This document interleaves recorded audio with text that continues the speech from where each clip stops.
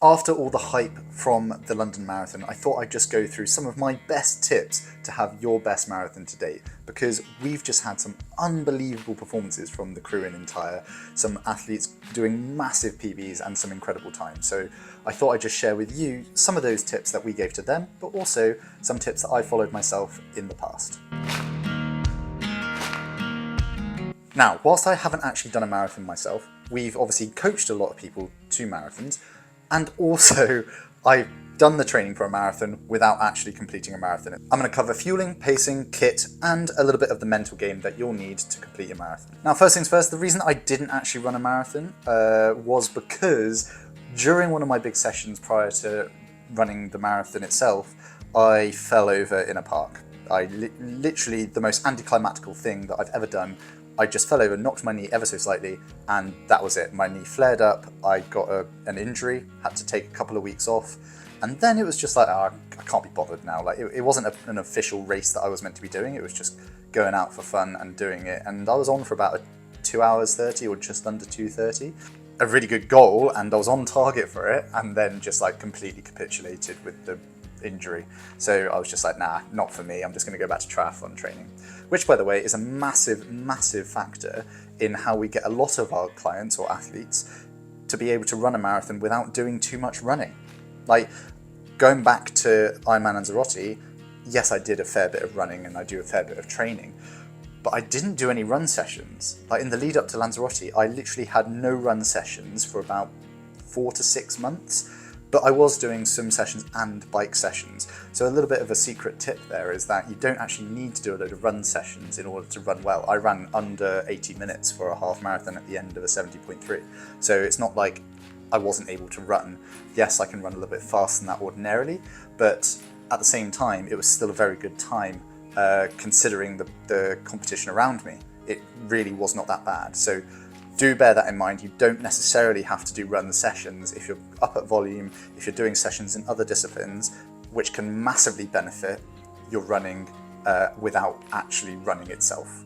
So there is a global fitness that can apply to all three. Are you refueling because you bombed or because you hit 7 millimole on your test? No, it's because I've got track session. No, I'm actually not track sessioning, I'm just VO2 maxing. Testing. So that was a bit of a sidetrack, but back on track now. Fueling. What do I have the morning of a race? This pretty much stays the same no matter whether it's a triathlon, a cycling race, or a run race. I have 2 porridge pots 3 hours before my actual race. So I have to get up pretty early no matter what the time is, I guess. Usually I get up at about 4 o'clock for a 70.3, but for a running race, they tend to start a little bit later. Say it starts at 9 or 10 o'clock, then you want to be eating at 6, 7 o'clock in the morning. 2 porridge pots, let it settle, have a black coffee or something to get anything else out of you. And the purpose of the porridge pots is that there isn't actually any dairy in them. It's like powdered milk, so it doesn't upset your stomach. At least it upsets mine, so it might upset yours. And then just before the race, 20 minutes before, you want to take 130 or 40 gram gel. And I use Precision Hydration for that. I do not use caffeine because, again, that does tend to upset my stomach. Got the 4x4s today. Planning on going off-road. The other ones were soaking. There is something about us not drying our kit. Men are way worse than women. So just leave a towel in your swim bag for 4 weeks and then take it out and change it every month. yeah, efficiency, but pretty grim and dirty. But yeah, leaving the towel in the bag and shoes off of the radiator. Do you rate them? These? Yeah. Yes and no, like the softest off-road shoes I've ever had. Yeah. Softest trail shoes I've ever had because they got the old Zoom X foam in them. I actually prefer them for walking in than running. Walking in than running. It's a good sell. No, they're okay. Yeah. I like the look of them. Now within the race, this is a little bit difficult and it's dependent on the person, but I tend to recommend at least 30 to 40 grams of carbs, so 1 gel every 30 minutes after the first hour. So Most people might actually have gels within that first hour. I don't think it's 100% necessary because you're still able to use the carbohydrates and fueling from before the race itself. So the first hour you don't then necessarily need to take on any carbohydrates. Yes, maybe a little bit of fluid, but again, most of it starts on the dot on hour 1, and then every 30 minutes after that you can have about 30-40 gram gel, or just sip it constantly, so you're aiming for 2 gels per hour roughly, depending on per person and how fast you're going maybe. But yeah, I reckon about 30 to 40 grams of maybe the Precision Hydration 30 gram gel. And a pro tip, don't forget to hydrate. So do tend to try and keep on top of hydration, drink water when you can. Electrolytes, definitely. If you can drink a bottle of electrolytes before you actually race, that is a massive benefit, because then you don't have to try and keep on top of it as much during the race, especially in a hot race. You don't want to be underhydrated. It's a massive mistake that loads of people make. Don't make it yourself. It will mean that you have more energy towards the end of the race if you keep hydrated.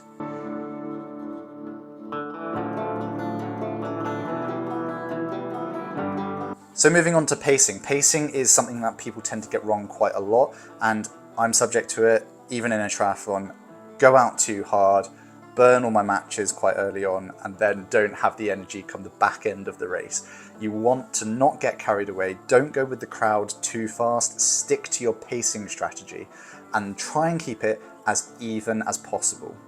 Like, if you can go out in the first half of the race the same pace as you can do the back half, that is how you want to be doing it. Otherwise it's going to really hurt the back end of the marathon, and that's when people tend to have their last 6 miles really come at them. So have a good pacing strategy, work with your coach. Again, if you want any coaching, please do drop me a message or visit entirepc.com. We've obviously, like I said, coached plenty of people to their first marathons or to a massive marathon PB. So do check us out, links in the description below, and also check out our free downloads, which are in the description below. Make sure that you stay relaxed throughout the whole race. Don't try and overpace yourself. Don't try and go with the crowd. Don't get too anxious or hyped up with everyone on the crowds and stuff. Use them to your benefit. Make sure that you're getting the right level of motivation from the people around you, but don't get too amped up. Just like stick to your plan, stay focused, and you'll do great. Do make sure you embrace the ups and downs. Not every course is the same. You might have hills. Just roll with it, so to speak. Make sure that you're not pushing too hard on the ups, but you're just keeping a high cadence, and then on the downs, just let the legs flow, make sure that you're landing nice underneath you, and just, yeah, let the trainers and your legs do the work for you rather than relying on your system. And finally, finish strong. Come into that last couple of kilometers with a little bit extra gas if you've got it in your legs. They're always really tough, but if you've paced it correctly and you've had a good pacing strategy, you should have a little bit left right at the end. Everyone always has that little bit more left to give. You're on the finishing straight, you've got the cameras on you, you've got loads of people around you. Make sure that you're really keeping that cadence high, lift the knees because you're gonna fall over if not. And yeah, just really enjoy and embrace that moment, because it is a hell of an accomplishment to finish a marathon. Kit. Make sure that you use kit that you've used before. Make sure that it's comfortable, make sure that it's not chafing. And in terms of like kit that I would actually recommend, it's probably the Nike Next Percents or Nike Alphafly Next Percents.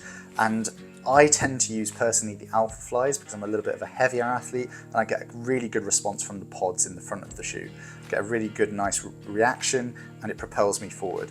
But then I've also recommended Vaporflies, which do work equally as well, I think, for most people, especially women, because again, they're a little bit lighter and the shoes are a little bit lighter themselves. So yeah, Vaporflies or Alphafly Next Percents.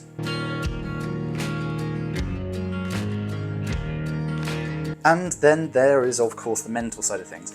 You have to go in there confident that you're able to complete the race, and surely your coach and you have come up with the strategy, you've done the training that's necessary to complete it in the time that you want to be able to complete it in, or at least that you're targeting.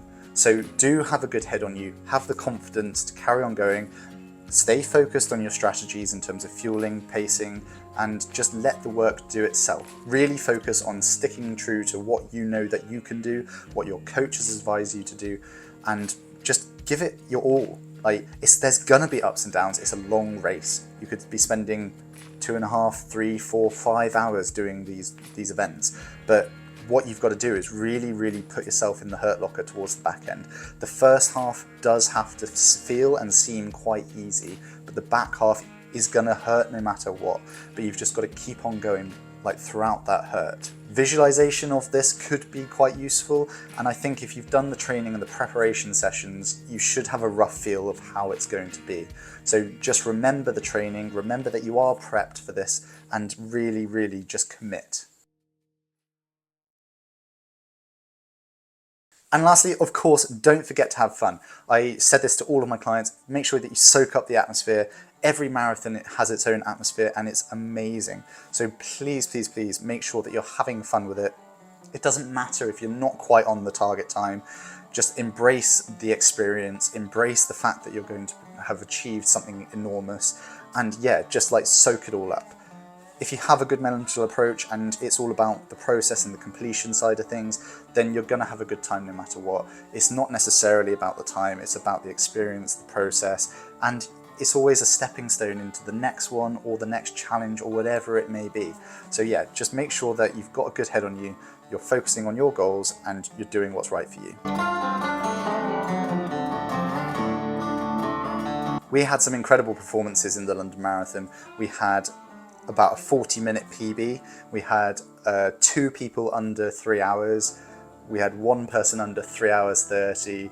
We had 1 person under 4 hours. Like, everyone was achieving their goals and even improving enormously on their times. So it doesn't matter if you were a runner beforehand and wanted to come into triathlon and you're now training for triathlon and you wanted to do a bit of running, it all benefits one another. So the fact that people are now training for triathlon but also doing enormous PBs in their running races is an absolute testament to triathlon itself for its strength, endurance, and also just cross-compatibility between the disciplines.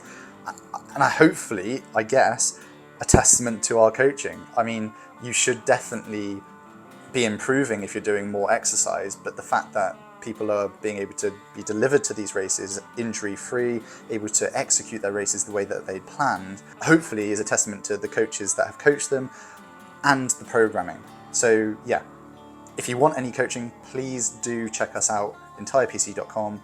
All the links are below, and yeah, just drop me a message. But thanks for watching, hopefully this helped, and let me know what your thoughts are and any other tips that you might have for people who are doing their first marathon or just want a marathon PB.